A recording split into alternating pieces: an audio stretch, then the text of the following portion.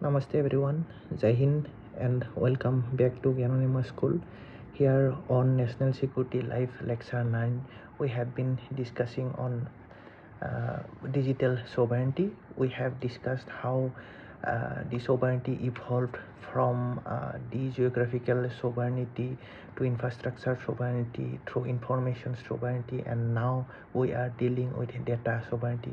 We have discussed about how the data sovereignty has become an increasing concern due to uses of data in defense, in intelligence, in healthcare, in finance, education, governance, cyber security, even in manufacturing and other sectors of national competitiveness.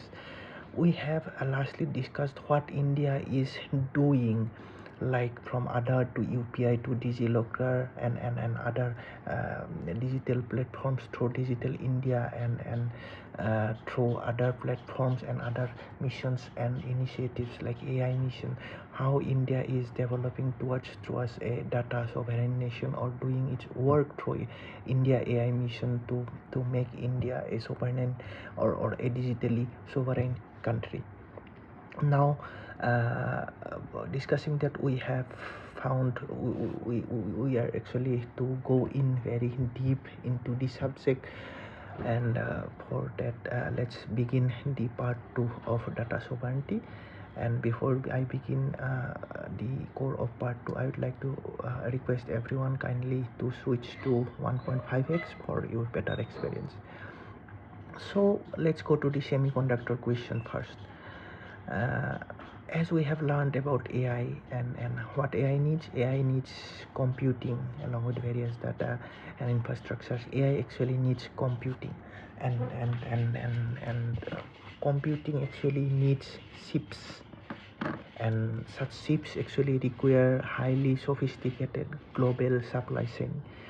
Therefore, semiconductor security is also digital security, since such chips which will be used in AI and other technologies, they require semiconductors, and therefore semiconductor sovereignty and semiconductor security is also part of digital security. And as digital security has increasingly impactful towards national security, so security through semiconductor and development of semiconductor infrastructure, etc., has become an integral part.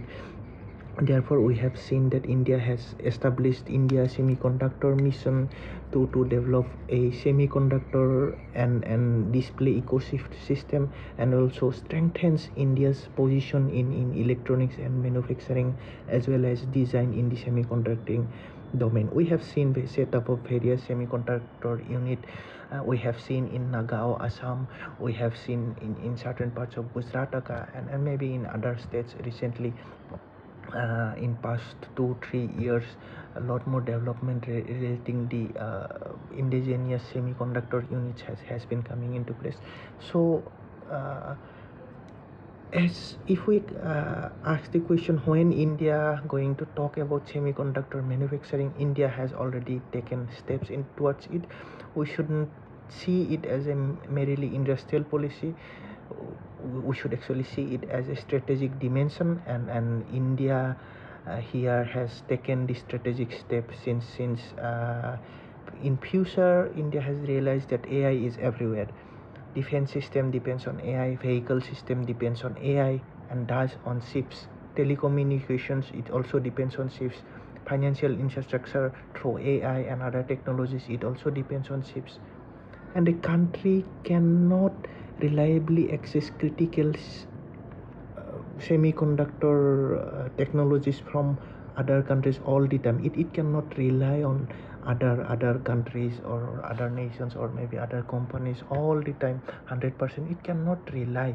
If India want to become a actually more powerful nation, it has to build its own semiconductor facility to facilitate digital sovereignty. So that's the national security questions that India is addressing through various initiatives of Semiconductor India policy. So now As we have learned various infrastructure and even including semiconductors, what is the invisible infrastructure? You can see there is one kind of invisible infrastructure there. Like, what makes digital economy function?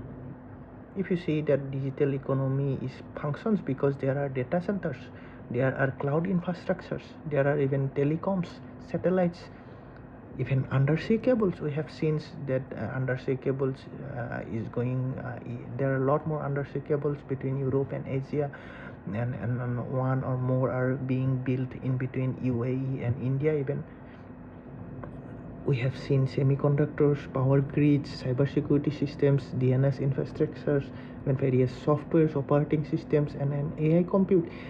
This is all included. These are all actually invisible infrastructure of national power, like data centers, or maybe power grids, maybe undersea cables. You people don't see them. People see them both as, mostly people see them as civilian infrastructure, but like a power grid, it is civilian infrastructure. However, it is also related to national security, since the power grid also fuels, also it powers up the military stations. It also powers up computers and data centers, which are to be used for the purpose of national security. Similarly, various operating system, AI computing network, or maybe semiconductor facilities, even undersea cables. So this is what we call invisible infrastructure, the data infrastructure which keeps a country alive, which tries to make the country sovereign, which tries to make the country independent from the point of view of data. This is the this is the actually invisible infrastructure of that country, that people usually see various missile technology infrastructures, various military infrastructures, satellite building complexes, and airports, and other infrastructures. But these infrastructures that often go unnoticed, they play a critical role in national security. Addressing now another question, like cyber security versus digital sovereignty. How will what do you understand by cyber security? And if we compare it with digital sovereignty, how are we gonna differentiate that? This is a really important distinction. Cybersecurity actually asks, how do we protect our system? Simply, it asks, how do we protect our system? On the other hand, digital sovereignty, it asks actually how much strategic control we do have over the system that we depend. Do we have strategic control on the system? Like, let's say our banking systems. Do we have strategic control over our banking systems? Like we do have some other countries involved in it. That's a big questions. And interestingly, like our India's largest public sector bank and its banking software being used by millions of people, I have actually found that this software is maintained by, or its servers are maintained by a foreign company. I will not take the name of either the bank, but you can probably imagine the largest private sector, the largest public sector bank in India, and its banking application is managed by one of the biggest consulting firm in the world, and that's not actually based in India. So it's actually something that we need to think about. Do we have strategic control over the whole system that actually Indians depend on, or some other countries' system have strategic control on it? These things are actually related. Just like cybersecurity is related, like the system of the security of that particular system, it is also related whether we have control or not. But apart from this analogy, like this example, if we go back to cybersecurity and digital sovereignty, like how do we protect our system, and how much we have strategic control over our systems, they are not actually identical. They, like, one can be excellent at cybersecurity, like there can be like excellent infrastructure or excellent cybersecurity system, but there can be they can still be strategically dependent. For example, EU may have a perfectly secured system, but if you have even though you have the secured systems mm, or literally unbreakable digital systems, but if your critical hardwares, if your critical softwares, cloud platforms, technology supply chains, all are externally controlled, you are not to be said as digitally sovereign. You will have still strategic dependency. Therefore, security without strategic capability can it's difficult to say how it can protect a country without autonomy. It's very difficult to say. So we need security, whereas we also need strategic control capabilities. Now if we move data protection, if we move to data protection criteria, and with respect to India, we can see that digital sovereignty also involved protecting citizens personal data. Like in India, in the government systems, like with IDs and all, there's enormous amount of personal data. India have actually enacted Digital Personal Data Protection Act 2023, and in November 2025 the government have also notified there will be one rule called Digital Personal Data Protection Rule of 2025. It actually establishes the implementation framework for the Act of Digital Personal Data Protection Act. So this is a very significant step, because digital sovereignty, it isn't simply about it isn't just the government power over data. It is that everyone's data should be protected. So protecting citizens' data from misuse is the duty of government, also of every platform which uses public data, and also that of individual. So a sovereign digital ecosystem should actually ultimately create it should have security, it should be trustworthy, it should be having various privacy parameters, and definitely accountability. So what's India's big question? Let's move to a very difficult question, or asked in a black and white manner: is India digitally sovereign? That's a really big question. Is India really digitally sovereign? My answer to this will be like, India is moving towards greater digital sovereignty, but the journey is incomplete. In simple language, India is not yet digitally sovereign. India is moving towards greater digital sovereignty. There's a lot more to do, and that's actually the interesting part. India has significant strengths, like we have enormous digital adaptations, we have digital public infrastructure, we have examples, precedents like UPI, Unified Payment Interface, we have UPIs, we have large technology workforce, we have massive domestic market, also growing AI capabilities. We are actually developing various semiconductor capabilities.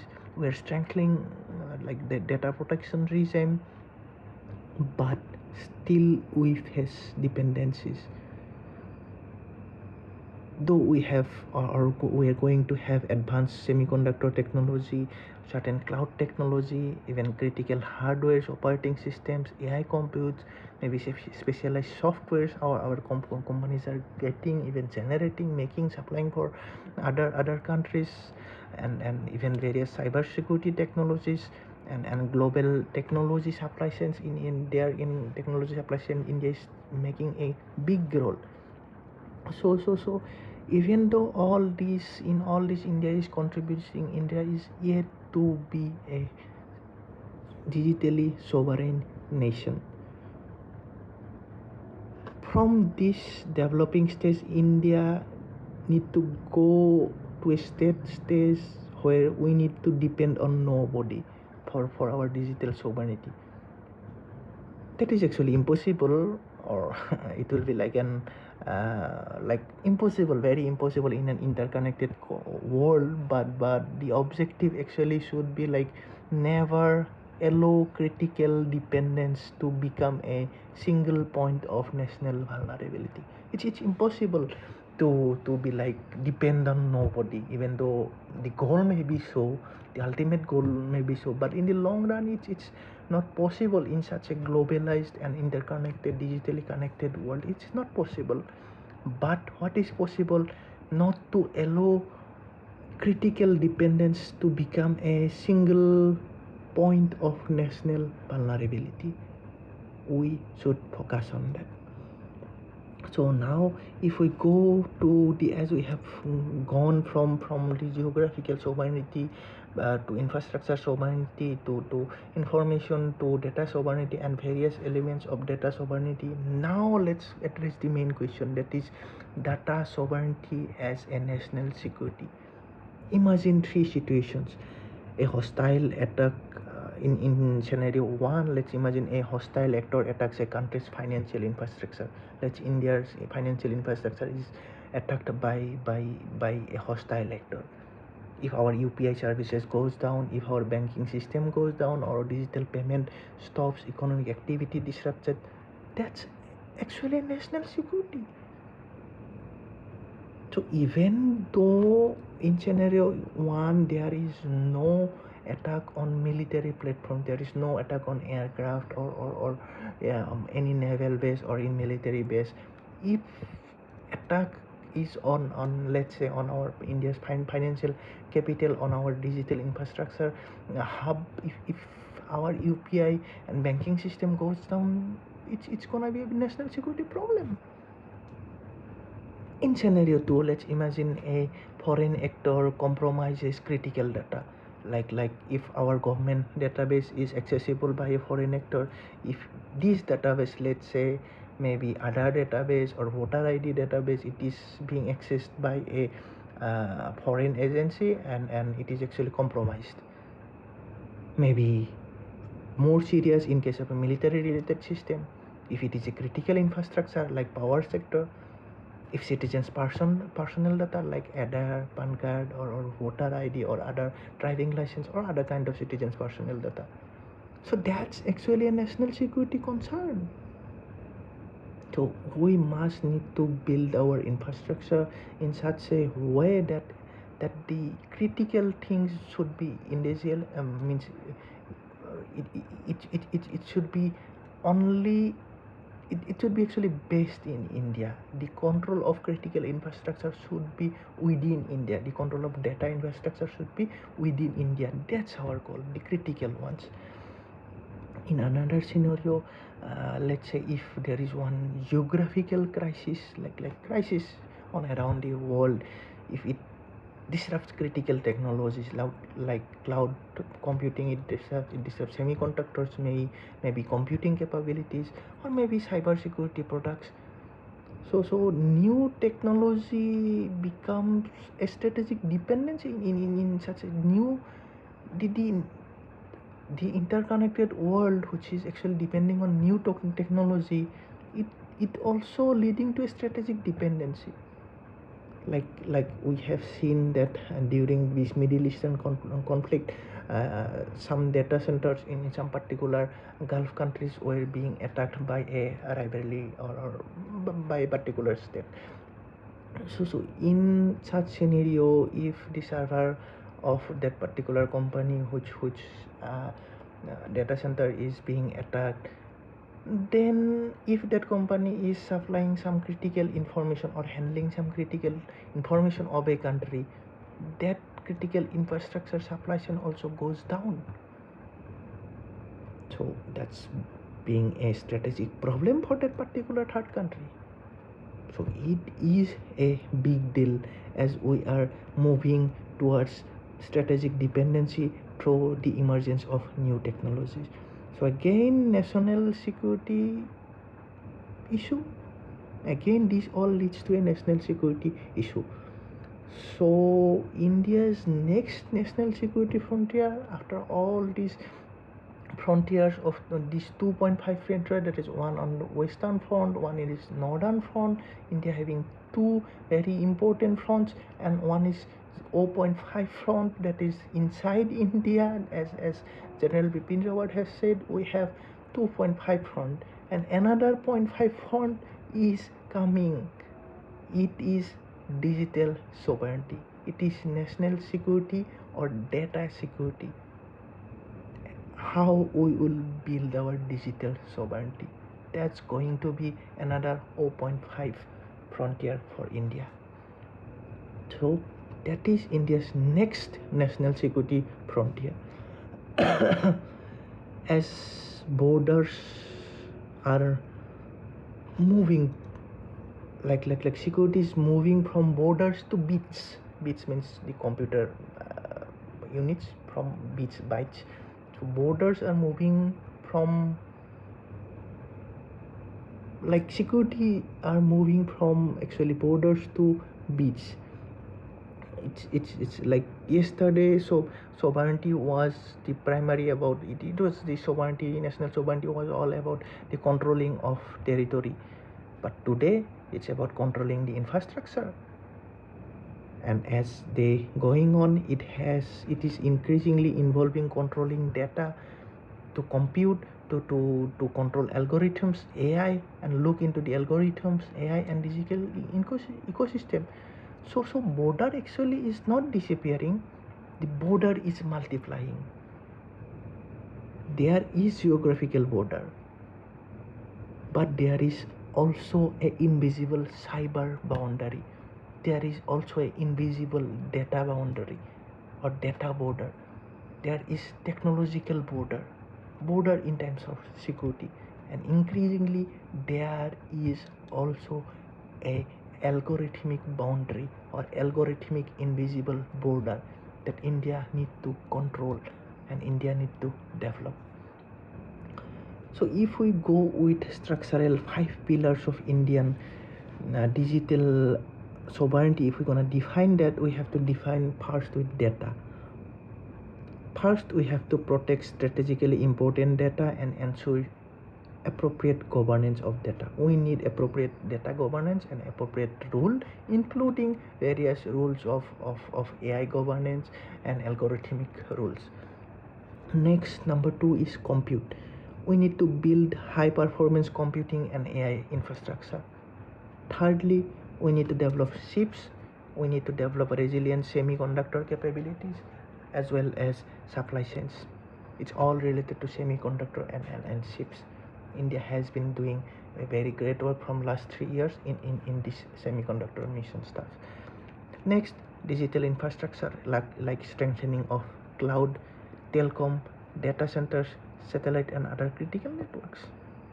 And fifth and most importantly, which India actually have, but we need to tune them in a good way, like we need to develop Indian researchers, engineers and cyber security platforms and also AI talents to work on India, to work for nation building. We need to develop our human capital or align our human capital towards national security, towards data security, towards data sovereignty, so that they work for India. We need to tune ourselves to work for India, to work for data sovereignty. We already have Indians are based at softwares and related work, but we need to work that within India, for India.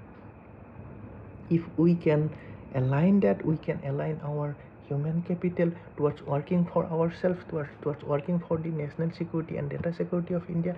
It will be a big, like how can I say, it will be a big turning point for India in terms of data sovereignty. So ultimately, sovereignty is not created by any policy alone. It is actually created by capability. So we will need all these 5 dimensional capabilities, that is firstly on data, then on computing powers or computing capabilities, then on chips, which will power AIs and other new emerging technology. Next, digital infrastructure like cloud, telecom, data center, satellites, and all. And lastly, human capital. We already have human capital.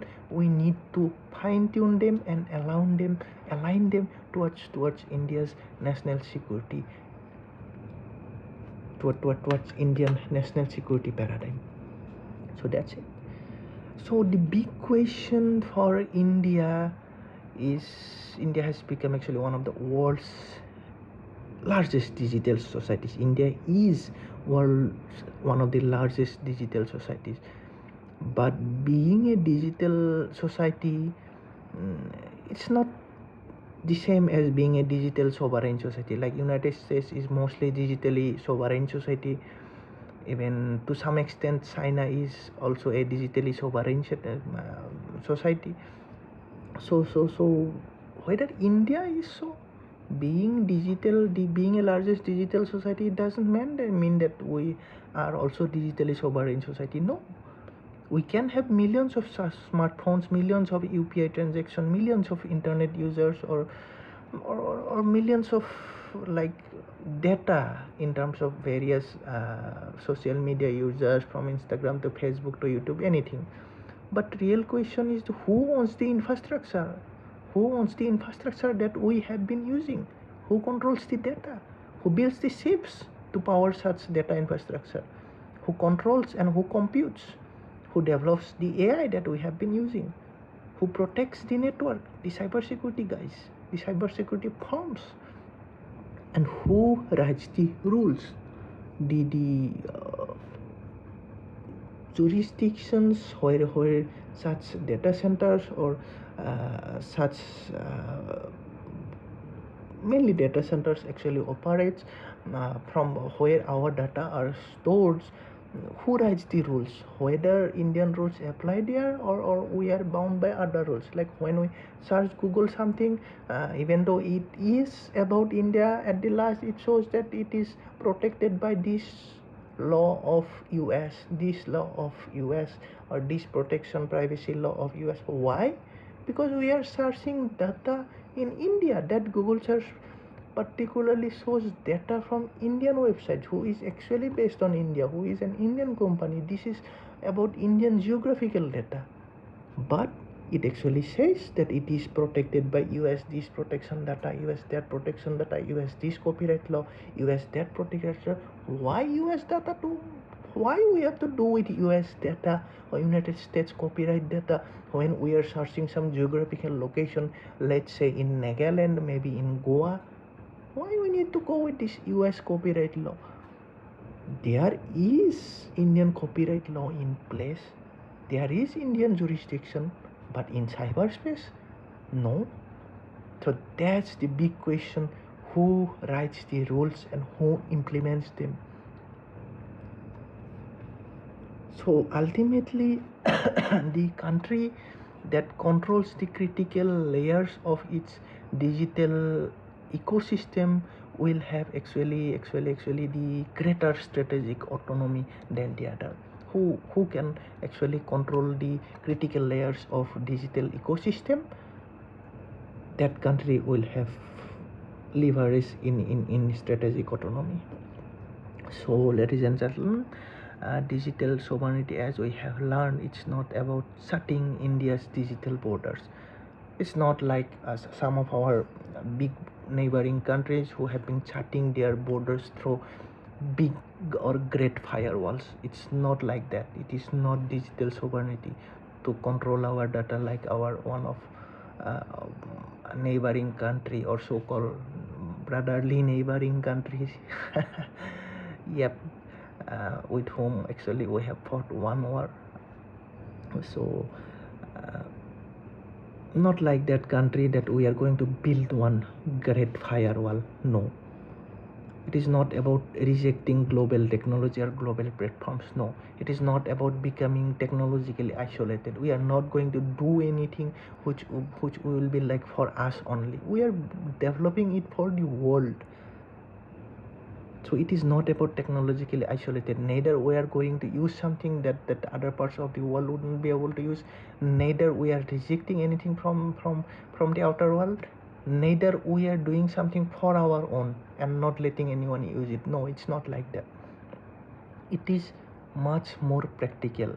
That is strategic autonomy, the ability to actually participate in global digital economic system without being helplessly dependent on it. So from territory to infrastructure to information to data, algorithms, the meaning of national security as we have learned, it is evolving.